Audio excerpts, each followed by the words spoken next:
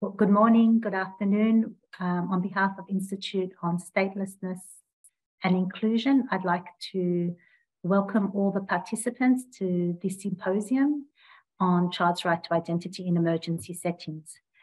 We are fortunate to have the support of many partners for this event, including the Committee on the Rights of the Child, UNICEF, UNHCR, International Commission on Civil Status, International Federation of Social Work, Family for Every Child, Child Rights Connect, the European Network on Statelessness, and the Global Campaign for Equal Nationality Rights. Before we jump into this event, just a bit of housekeeping. There are interpreter channels. If you look at the bottom of your screen, you will see interpretation in English, French, Spanish, and German. The German is actually Arabic, which wasn't available as a Zoom choice, but you can, if you click on that, you will hear the whole presentations in the language of your choice.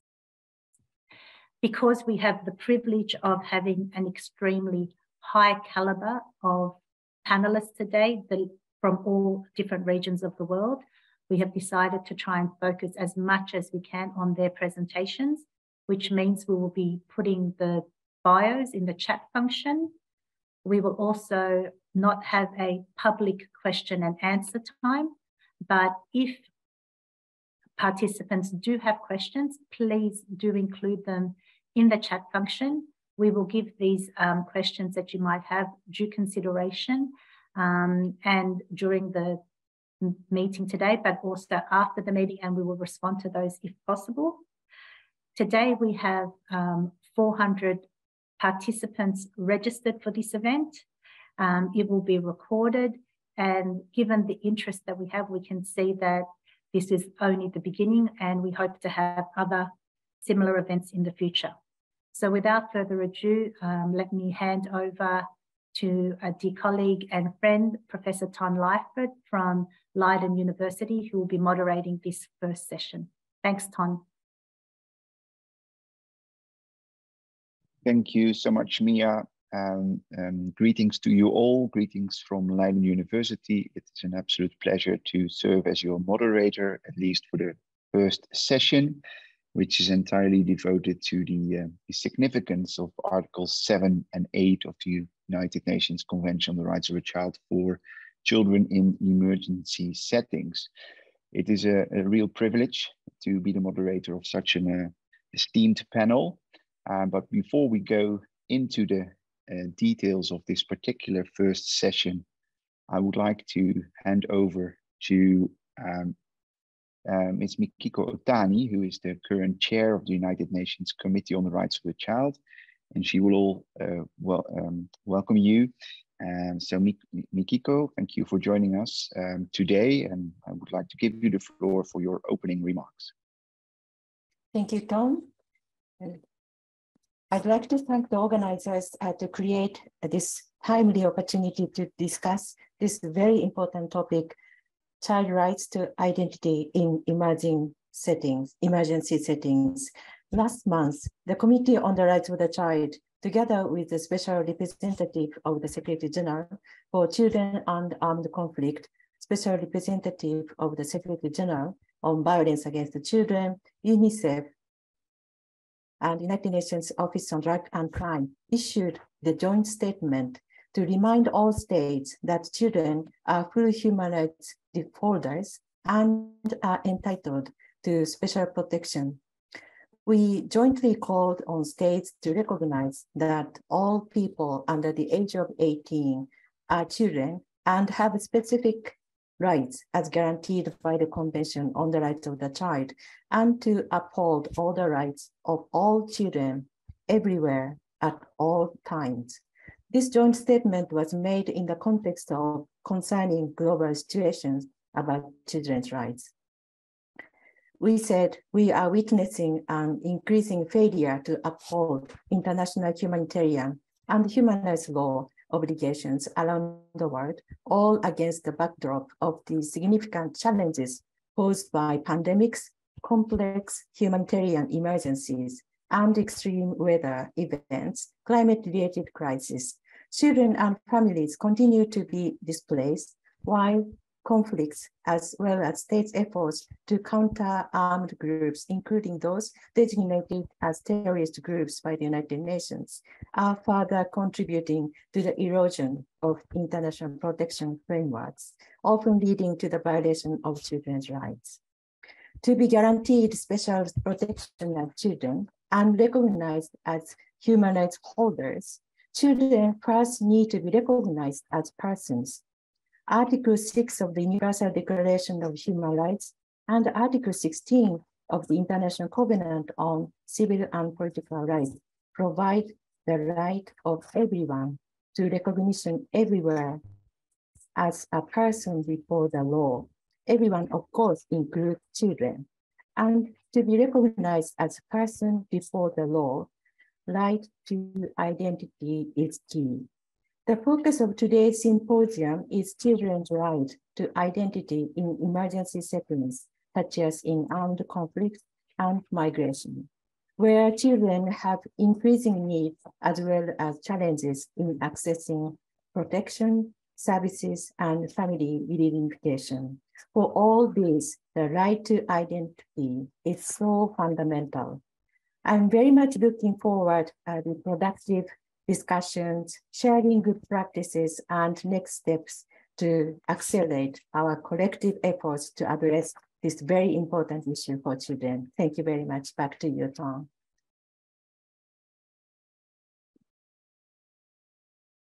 Thank you so very much, Mikiko, for these opening words, underscoring the significance of today's meeting. And indeed, we will go into 3 different sessions this afternoon, addressing different issues related to the right, children's right to identity in emergency settings, armed conflict, etc. So thank you very much, Mikiko, for these encouraging and important opening words. In the first hour of this meeting, we are going to zoom in, as I mentioned just now, on the significance of Article 7 and 8 of the Convention for children in emergency settings. And one of the focus points, for example, is on the children who are currently stuck and waiting for repatriation, or children that have been a part of such a process.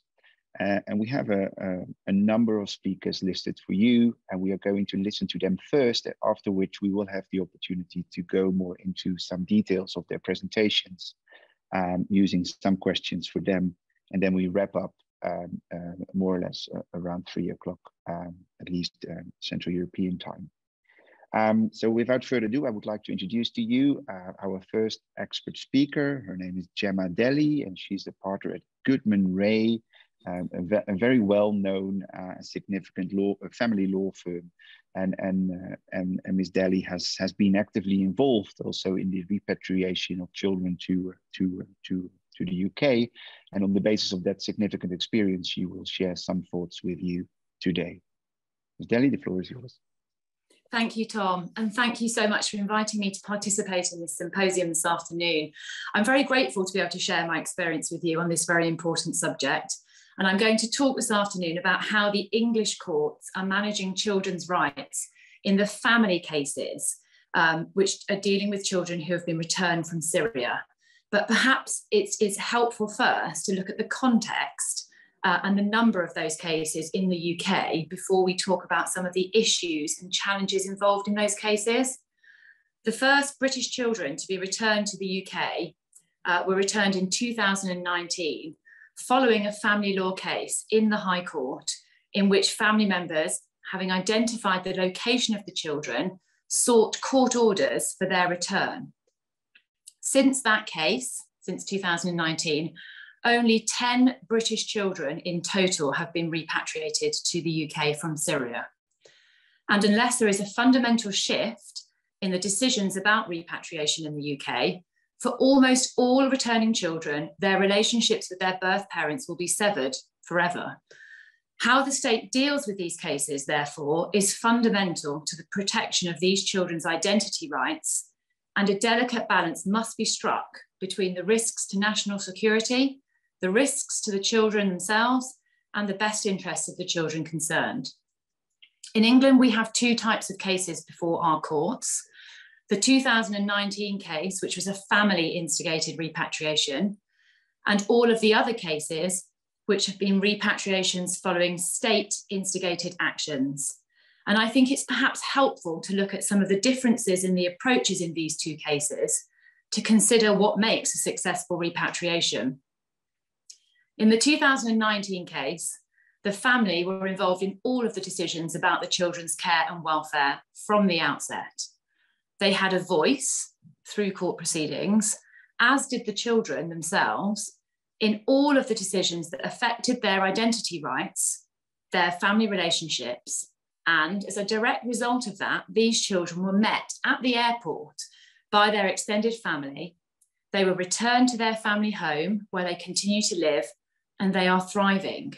And as a result of those decisions, these children were able to secure a strong sense of their family identity, having returned from difficult circumstances, and re-establish relationships with their family at the earliest opportunity.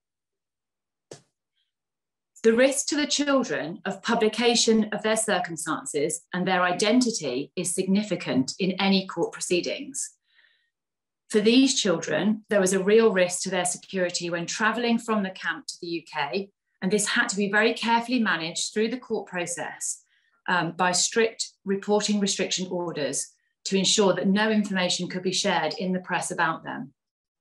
These orders were extended on their return to the UK to preserve not only their identity, but the identity of the family members with whom they were placed.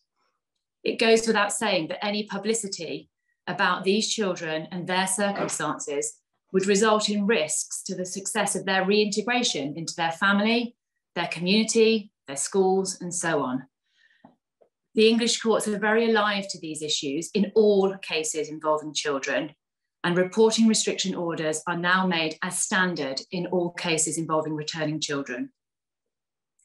It was the early engagement by the family and with the family by all government agencies that ensured that they had access to multidisciplinary support, therapeutic support, practical support, not only for the children, but also for family members caring for the children and involved in the children's care and relationships through contact. This is essential for all family members dealing with children and caring for children who have been returned from war zones. Family need to understand the children's lived experiences, their unique needs, and how best to meet these needs. The state instigated cases are different, and we know that in these cases, birth parents and birth family are not always being identified at the earliest opportunity. So unlike the 2019 cases, it is not until much later in court proceedings that family members have a voice in the decisions to be made about their children. Where family members are known and are in contact with government agencies about the children, either before or after return, ya sea antes o después de su retorno, until a court considers how they can disons, intéressés dans des procédures engagement نظرا لعدم المشاركة المبكرة about children's placement and contact to government agencies. What we do know is often returning children have family members who want to be involved in their care. They want to support their children, but if they are not being engaged until months or sometimes years after a child's return, in this period, children may be placed with foster carers, pending the identification and engagement, which has a significant impact on children when they are returned to the UK, but also their future relationships. We know that family members have to be subjected to long and invasive assessments.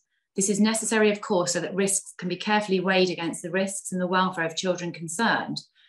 But unless this can be done at the earliest stages, and ideally before a child's return, a child can experience multiple moves of carers, which undermines his or her long-term stability. We also know that in these state-instigated repatriations, contact with family members becomes even more important. So again, unless there is an early engagement with the family, consideration cannot be given to who those family members are, what benefit they can bring to a child, what benefit they can bring to ensuring these relationships are supported, and how those relationships can be supported safely. So what makes a successful repatriation or perhaps reintegration being the better marker of success is maybe too early to tell in the few cases that we have in the English courts. But in my view, we can learn a lot from the approaches of the two types of cases and how family members are involved from the start. Thank you very much. Thank you so very much, Gemma, for sharing these lessons learned from these two types of cases. It's extremely helpful and very relevant also in other jurisdictions. So thank you very much for sharing.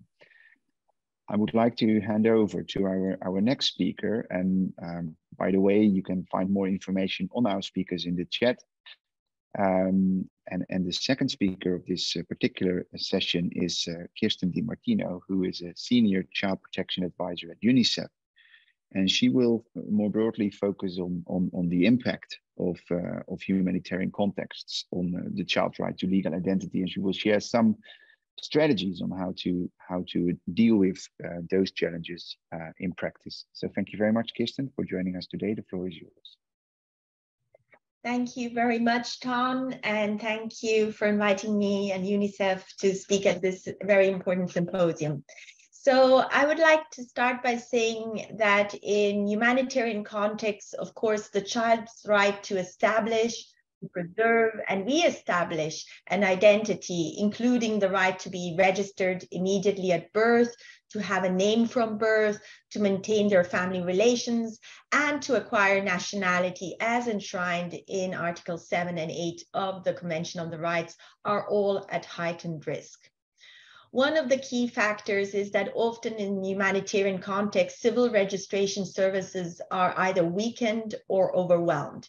In almost all humanitarian contexts and protracted emergencies, including armed conflicts, natural disasters, mass cross-border or internal displacement, and public health emergencies, civil registration systems are often disrupted and in very extreme cases become completely dysfunctional or collapse entirely. The capacity of already under-resourced civil registrars is often weakened further, leading to a backlog of unregistered births, marriages, and deaths. Similarly, a sudden influx of refugees and the resulting increase in the number of births, as we have seen, for example, in Bangladesh and Pakistan, may also overwhelm existing civil registration services, rendering them unable to deal with the growth in the overall demand. And during armed conflicts, state institutions, including civil registrars, are increasingly being targeted and destroyed as a way of preventing the recording of future vital events and or to systematically destroy old records and archives. Large-scale epidemics and pandemics such as COVID-19 also severely disrupt the availability of civil registration services. Countries are still recovering from the COVID-19 pandemic. COVID-19 has really reinforced the need to ensure that civil registration vital statistics systems are considered essential services and accessible to all without discrimination during public health emergencies. Adopting a one-stop approach and enhancing interoperability between civil registration systems with the health systems is proving to be a real game changer in this respect. For example, countries such as Rwanda, Cote d'Ivoire, Tanzania, and Namibia, where civil registration services were integrated at the points of service delivery in health facilities, they faced fewer disruptions and showed faster recovery from the COVID-19 impact. In crisis situations, families and children may also lose their identity, their birth, death, and marriage certificates. This can be unintentional or intentional. For example, the deliberate destruction of the vital records of the population by parties to a conflict, or the deliberate loss or destruction of documents by individuals out of fear of reprisals or to hide their true identity. Children who are separated from family members may also be unable to prove their identity. This can hinder their future family tracing and reunification. To prevent this, for instance, in Ukraine, the government authorities, together with UNICEF, called on those responsible for children living in residential care who had to be moved to safety to ensure that all children traveled with their documents, including birth certificates. In humanitarian contexts, access and fear may also hinder registration. Syria, Iraq, Ukraine, Nigeria, and Ethiopia are all examples of the difficulties people living in non-state controlled areas have to access civil registration services. Many are unwilling due to fear or cost, or unable to travel to state-controlled areas to register vital events. And state authorities often refuse to recognize documentation issued by the de facto authorities in areas controlled by armed groups. At times, it can also be dangerous for children not to obtain birth registration documents from an occupying power, even when this authority is not internationally recognized. To overcome these challenges, UNICEF has worked with authorities to implement approaches that are inclusive and preserve multiple nationalities, or extend nationality recognition to children who are living in occupied areas. Special consideration needs to be taken to ensure the safety of children and their families in accessing these services, and a range of e-tools have been adopted that make this increasingly possible.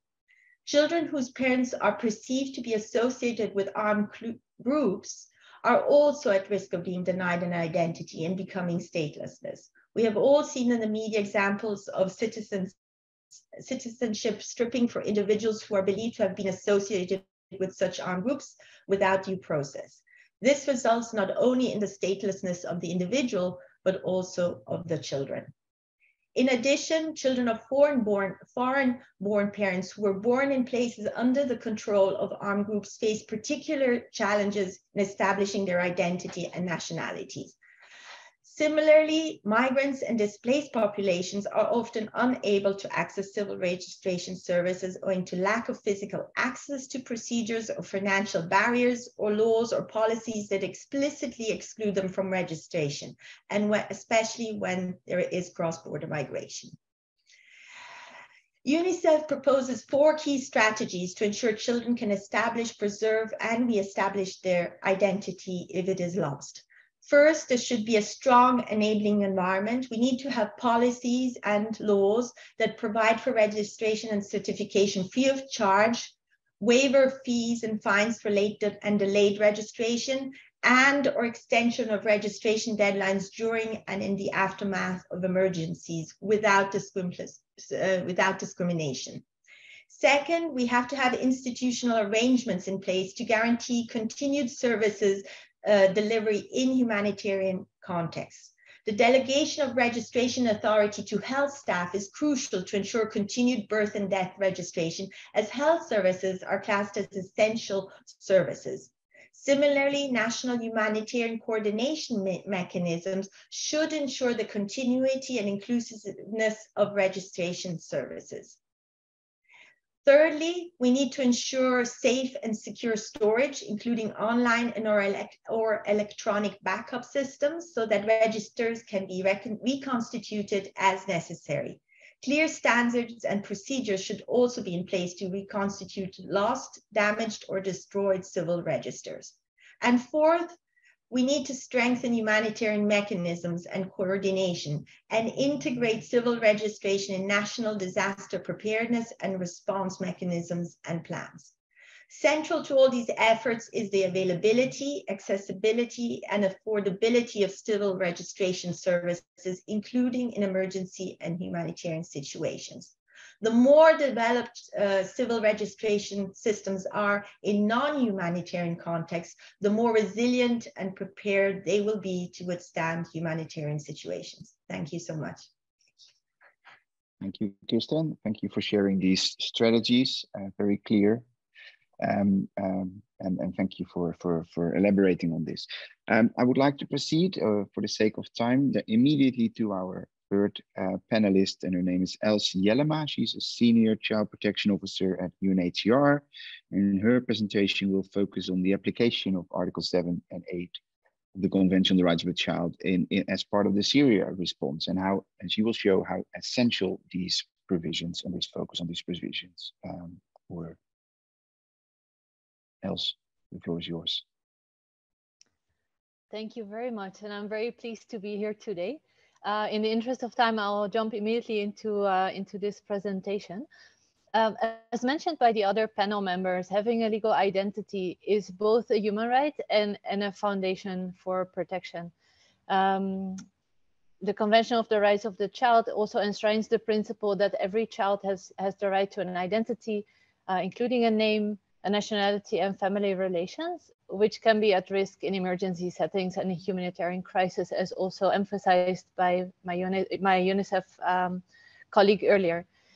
So as such, the situation of children affected by conflict, displacement, and family separation remains very concerning globally, but also in the region. Now, the application of Article 7 and 8 of the CRC have been really essential in the Syria response. With half of Syria's physical registries destroyed or no longer functioning in many areas, many of those affected by the conflict were left with no means to replace their vital documentation. And as you can imagine, those without identity documents can find it difficult or even impossible to register divorces, deaths, marriages, and births, both in Syria, but also in host countries. All of which can make it impossible for a child to prove his parentage or basically even the country to which it belongs. Also, the destruction of hospitals in conflict areas has left many women to give birth in very dire conditions, very often without access to the medical birth notification that is required by law to obtain a birth certificate. Now, specifically those displaced from Syria, they have faced similar problems in host countries, even if they fled the immediate dangers of conflict. Although these people find protection from the hazards of war, refugees often continue to face difficulties in registering new births and marriages in countries of asylum. They're often unfamiliar with, for example, the new laws and procedures. They're very often consumed with the immediate demands of coping and surviving. Many, as UNICEF colleague also mentioned, have lost or have since expired documents. The other element that's important to mention is that Syrian children acquire nationality through their fathers, but 25% of Syrian refugee homes have no fathers to attest to a child's nationality because of family separation in this context. In case where newborn children lack evidence of paternity, the risk of statelessness emerges as mothers do not basically confer nationality. And as you all know, the consequences can be lifelong and also passed on to the next generation. But at the same time, it creates a range of child protection risks, such as child labor and child marriage. So in such situations, a birth certificate is really critical to preventing statelessness by providing evidence of the child's parentage and place of birth, which are the primary means by which children acquire a nationality at birth. Now, to talk a little bit about the progress and what was done. So progress is especially notable for Syrian refugee children in the steps that refugee hosting countries in the MENA region are taking to document and register every child born on their territory to really ensure that every child begins life with a birth certificate and a legal identity. So in the 3RP context, as part of the Syria response, UNHCR, governments and partners very much continue to increase access to civil status documentation and preventing statelessness. If we look back, this significantly reduced the percentage of Syrian refugee children born in the region each year without any form of identity documents. So I'm talking here about birth certificates, but also medical birth notifications. From approximately 35% in 2012 at the beginning of the crisis to only 4% in 2021. So there's been a stark decrease and that progress continues to happen as we speak. Now, how was this done? First of all, there was a lot of engagement with communities, which really helped to make people aware of the need to to register vital events. Second of all, there was a lot of partnership with governments to simplify procedures and find solutions for obtaining documentation. This included by, for example, improving access to marriage registration, which, as you may know, is a legal prerequisite for birth registration in most of the countries in the region. It also included increasing women's access to civil status documentation, as well as civil registries in camps, for example. A third element of the response was special procedures to resolve late birth registration, as well as dedicated support to difficult cases. And a final element was legal aid and counseling. I'll end it here. Thank you very much. Thank you so much, Els, for sharing these insights and these lessons learned also from your organization, and underscoring birth registration and its significance is absolutely important also in this particular session. So thank you very much for that. I would like to hand over to our fourth panelist, Benyam David Mesmour, who is a current member, but also former chair of the United Nations Committee on the Rights of the Child, and he does more, of course. And you can check his bio in the chat. Benyam, the floor is yours. Thank you very much, Ton. It's a pleasure to be here. If I had much less time, I would probably have said, please go back to the comments, important comments that were made by our chairperson, Madam Mikiko Otani. But in any case, I want to use my time and build a little bit further. I am tempted to take the conversation one step back before emergencies actually happen. We often say that disasters are the greatest equalizers because they strike everybody in an equal manner. That's not true, that's false. And most of the pre-emergency measures often help you weather emergencies better. We've seen it state party after state party that has actually come before the Committee on the Rights of the Child, where the institutional framework was solid, where the data collection was solid, where the training was undertaken and the information management was up to standard. The possibility of weathering these emergencies that do compromise children's rights, including their right to identity, is much better than the instances that the pre-emergency situation was not good. So the acknowledgement of the application of the Convention on the Rights of the Child and the optional protocols, both in times of calm, but also in emergencies, in times of peace, but also conflict. That's absolutely critical. It might sound as an obvious thing, but it's not. We've seen it in the context of the migration crisis, 2015, 2016, 17. We're currently seeing it in the context of the war on terror in relation to the children that are in Syria and so forth. Quite a number of countries that have been championing, have been sponsoring resolutions and hosting events and so forth. When these situations actually happen, they seem to backtrack, including on issues that actually compromise children's identity rights. Now, let me zoom in on three elements. One is age determination, which is obviously linked to birth registrations.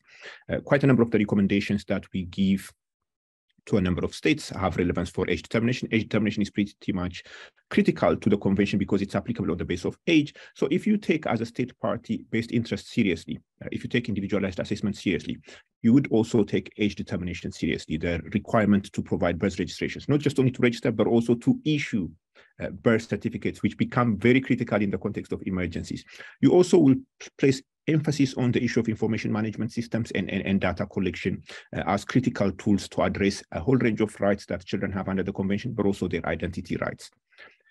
And a critical tool that we often recommend to states is, when in doubt about the age of a young person, please assume on the side of saying that this young person is a child and accord the different rights that are required instead of assuming that this child is an adult. Now, the second point that I just want to flag is adoption in times of emergencies is a very important issue. In fact, the Committee on the Rights of the Child, when we issued our previous general comment number, the previous general comment on children's rights in the context of migration, we had already said that adoptions are not recommended during emergencies, particularly inter-country adoptions, and it's important to allow at least around 2 years to lapse before you proceed with adoptions. And that, I think, is still proving its relevance, whether it's in the context of Ukraine, whether it's in the context of Ethiopia, whether it's in the context of a whole range of other emergencies we're currently dealing with. And that's an absolutely important rule that needs to be upheld to make sure that children's right to identity is guaranteed in the context of emergencies. The third point that I just want to flag is obviously a point that has already been highlighted: anti-terrorism laws and nationality. The only thing that I want to say here is that we have had a number of countries that actually come to the Committee on the Rights of the Child, and one more recent one is the one that we gave to the government of the Netherlands, where we said the state party should ensure that no child, including those between 16 and 17 years of age, is deprived of his or her nationality for actions that are considered to constitute a threat to national security, and also consider children's best interests when such withdrawals of nationality are imposed on parents. When we have that information provided to us as a committee, this is a recommendation that will definitely be key. One of the recommendations will be key, which we do believe it will uphold a whole range of children's rights, not just only violence and deprivation of liberty and so forth, but also including on the right to identity. A final point that I would mention is the role that the optional protocol on a communications procedure is playing is absolutely important and critical. We're happy to see the ratification numbers grow. If one goes and looks at the jurisprudence that is emanating, there are quite a number of elements that are giving an indication that the right to identity is one of the central elements that is being addressed through that process, including the notion that says, if you are actually considering someone who's a child not to be a child, if you're changing their date of birth and so forth, that actually affects their identity. I leave it at that in the interest of time, and thank you very much, Ton. Over to you. Thank you so much, Benyam, for sharing these thoughts. Very insightful, very important, I think, to work on also when you're still in times of peace. Thank you so much. I would like to invite all the panelists to come back and put on your cameras, because we would like to go back to you now with some specific questions, and then I hope we can have a discussion among ourselves. And this particular part of this first session focused on Article 7 and 8 in emergency settings is now led by Benyam again. So Benyam, I would like to give you back the floor after you had a few seconds to digest all the presentations all together, and you can ask questions to the different panelists. Thank you very much, Ton. Much appreciated. I have had the opportunity to also have advanced access to some of these presentations. So I'm just going to start with Gemma. The first question is, what are your thoughts on how to overcome the main obstacles that threaten the enjoyment of identity rights for children born in Syria to nationals of Western countries who are seen as being associated with ISIS? So over to you.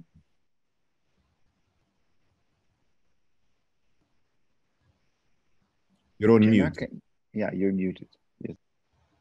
Apologies, thank you.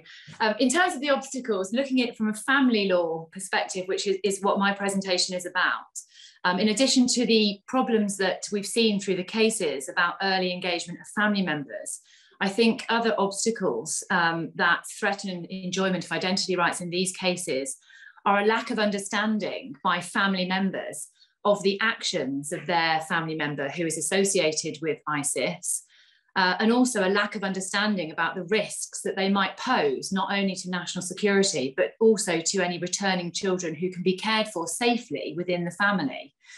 And in my view, in order to mitigate those risks and to promote the safe family relationships, there should be a specialist professionals who work with the family as soon as they're identified to help them to understand those risks. A better understanding of the issues ensures that families can be safely involved in the care and support of returning children. And any risks that are identified which stop those contacts or those safe care arrangements happening can be reduced with information, support and work, and managed more effectively. There should be early consideration of what information can be safely disclosed to family members, so they have a better understanding of the issues that the professionals are looking at when they're looking at meeting the needs of children and ensuring the safety of children. It would also be helpful to think about what measures can be put in place at the earliest opportunity to safeguard a child, but while promoting the identity of the child and any family relationships. We have to accept that risks have to be assessed. That's a very important part of the process.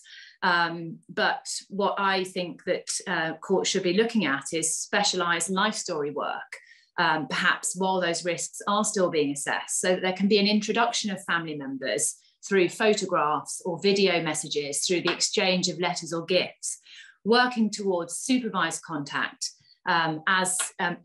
so far as risks are able to be managed, to ensure that the child can build relationships with key family members, but also to ensure the safety of the child. That is a process that needs to be followed, but only through that process can children properly enjoy their identity rights. Thank you.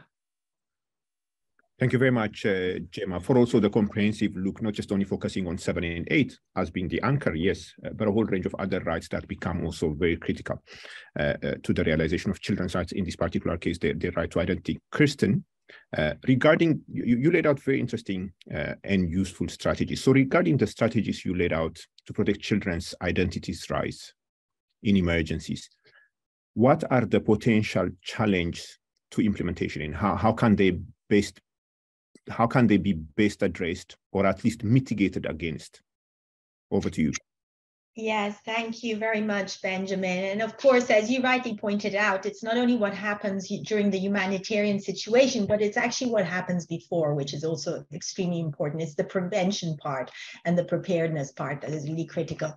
I think one of the biggest challenges is really actually establishing one uniform civil registration system, which is accessible and affordable to all children and families. The key is really to embed registration services with routine health services wherever that is possible, to ensure also in humanitarian context that there can be continuity of registration, and to have also the necessary community-based registration machinery to respond to other crises. For example, registration can also take place at the village, ward offices, or it can also be facilitated by frontline workers, whoever they may be within a certain context, such as midwives, who can do notifications and declarations of birth, even though they may not be able to do registration, but these documents are still proof of birth and can be then used later on also to register, to do delayed registration if needed. So this really requires building a very resilient and I would say agile system, which is really anchored in a safe, and I say safe, an appropriate and innovative digital framework, and which is really backed by sufficient and sustained financial and human resources during non-humanitarian situations. So really the preparedness part of it. So we always have to remember that the cost of investing is always less than the cost of inaction ultimately, right? And as I said before, the more developed civil registration systems are in non-humanitarian context, the more resilient and prepared they will be to withstand any humanitarian situations. Thank you so much. Thank you very much.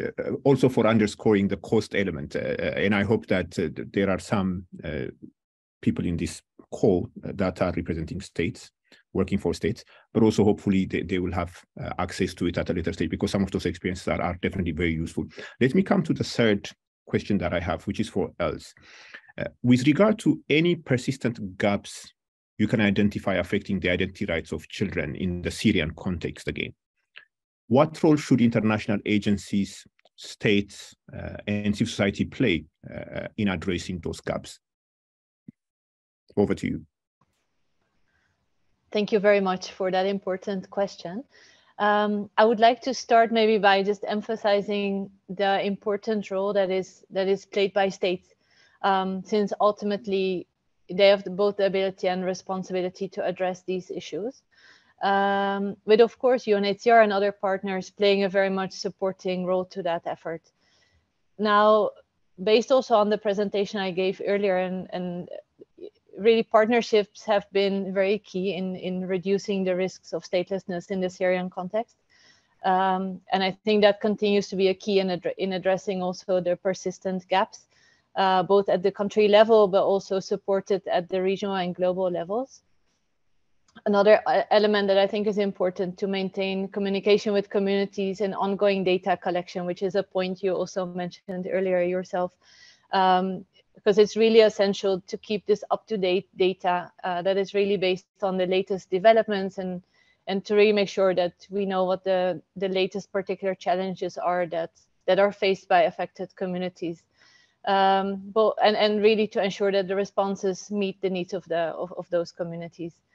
Now, another element would be the contribution to solutions through suggesting innovative approaches and technical support by UN agencies and other partners is an important element that would remain important going forward, while also, you know, continue to look at whole society approaches and really trying to engage everyone in these responses.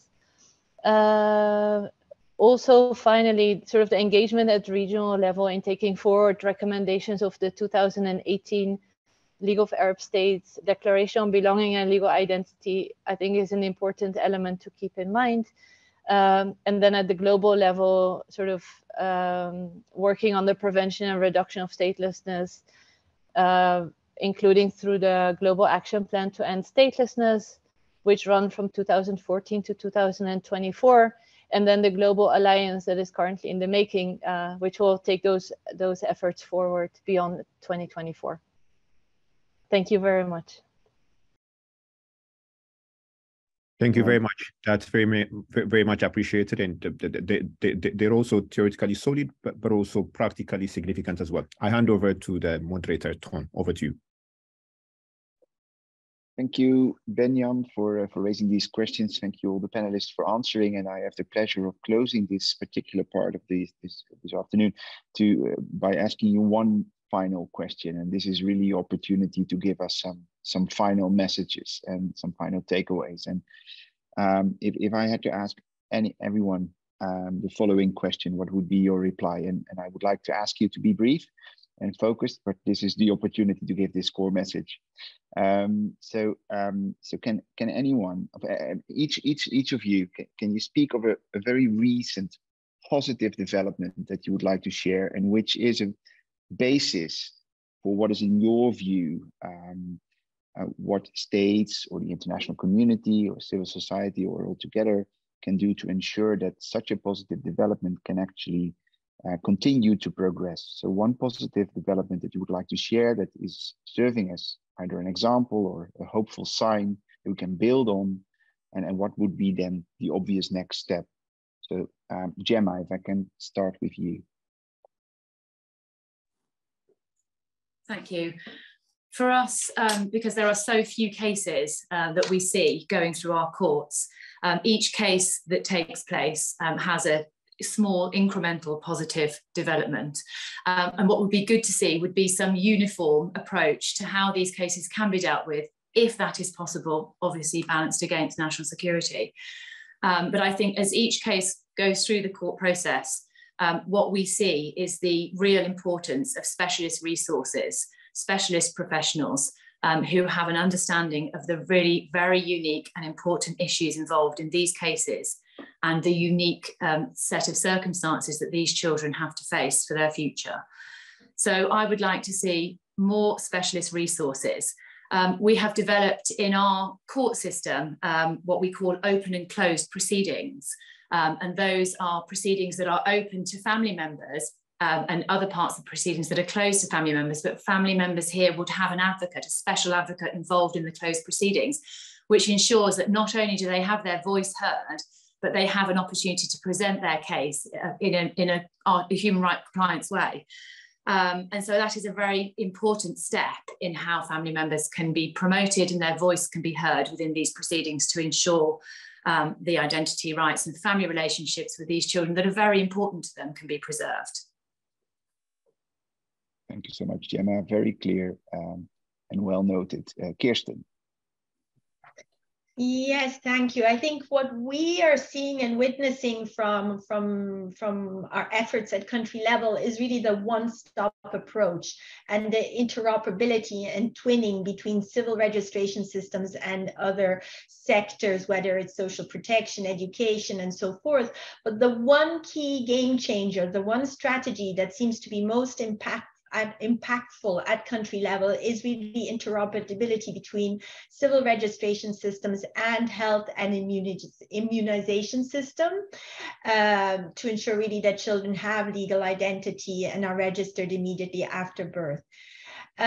This also really lays a very solid foundation for what we call the health, civil registration, national identity pathway, which ensures that you really can collect information once and use it multiple times, and also that you move information and not people.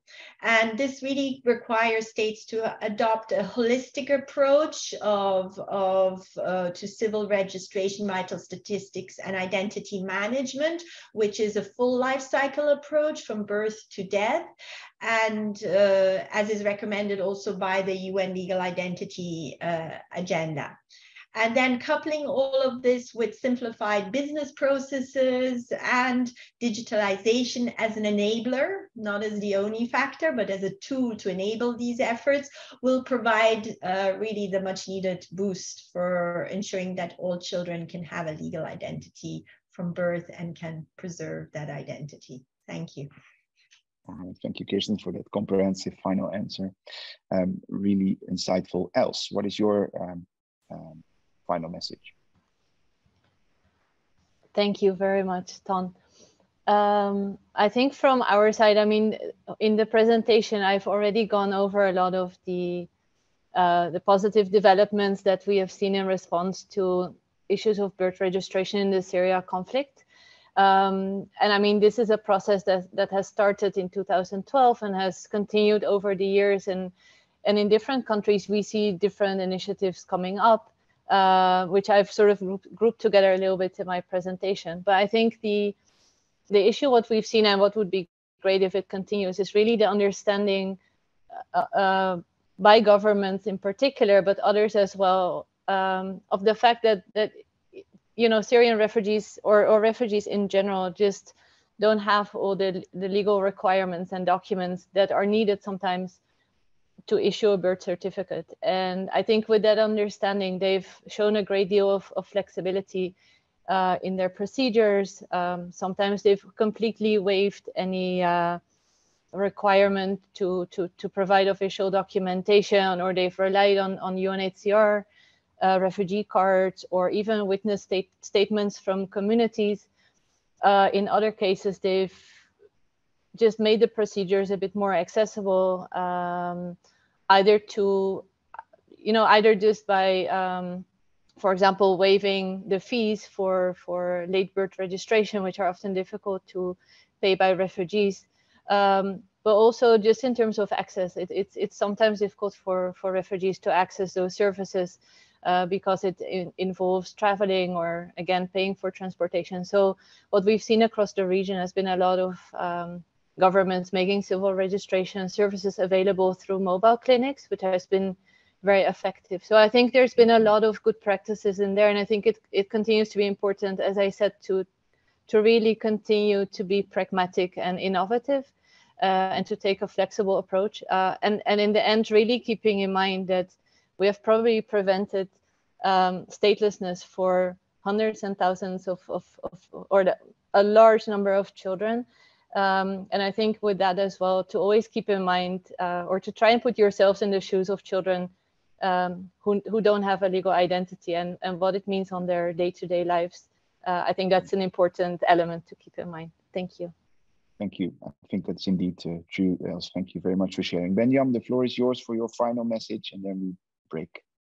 Thank you very much, Ton. I would like to revert back to the potential and important role that the optional protocol on a communications procedure is showing. We've always known, as members of the Committee on the Rights of the Child, as child rights activists, academicians, and so forth, that the optional protocol was going to hold significant potential. But what we are actually experiencing is that it's also making us think deep and hard. It's helping us to think through things in relation to the specific rights, what their implications in complex situations is. If you go and look at the jurisprudence that already exists, whether it's on age determination or family reunification or the contents of birth certificates, the role of consular services, cases involving deportation, exceptionally, and I use the word exceptionally advisedly, exceptionally, the cases involving Hague Conventions, both on the adoption, but also child abduction, Dublin regulations, institutionalization of children without one of the parents knowing, and so forth, so forth. I can go on and on. Quite a number of the cases have significant rights to significant implications to Articles 7 and 8. So what am I driving at? I'm driving the point that the optional protocol is helping us to interpret the provisions of the Convention on the Rights of the Child in a very meaningful way. It's also helping us to look at not just only children's rights as human rights, but also to help us look at other international law, refugee law, and so forth, so forth. But it's also helping us to make the connection, not just only in terms of human rights, but also development issues, emergencies issues, and so forth. So ultimately, what I would say is it's delivering what it had promised, maybe even beyond. We don't choose our cases, the cases choose us, but we, of course, promote the ratification of the optional protocol. We, of course, want civil society organizations to engage, for instance, in the submission of third-party interventions and so forth, so forth. So that's going to be my final remark. Thank you very much, Tom. Thank you very much for that powerful remark. And with that, I would like to close this first session. Thank you very much indeed to all the panel members. And Mia, I hand back to you. Thanks, Ton, and thank you to the panelists. Extremely interesting and very valuable contribution to this webinar and for protecting and preserving children's rights to identity. We will now have a break, a little intermission of 5 minutes. We wanted a bit longer, but it's okay. What we've got is something a little bit special. Have a break. Everybody can have a break, but for those that don't need a break, we have the voice of children that have from Ukraine during the war, who have expressed what they're feeling through their drawings and how it is affecting their identities. This exhibition is supported by the Permanent Mission of Ukraine in Geneva and has been part of the project of Mama, I See War, and supported by the Association of the Committee in Ukraine in the Canton de Vaud in Switzerland. So we'll put that on and then we'll start again at 3 o'clock.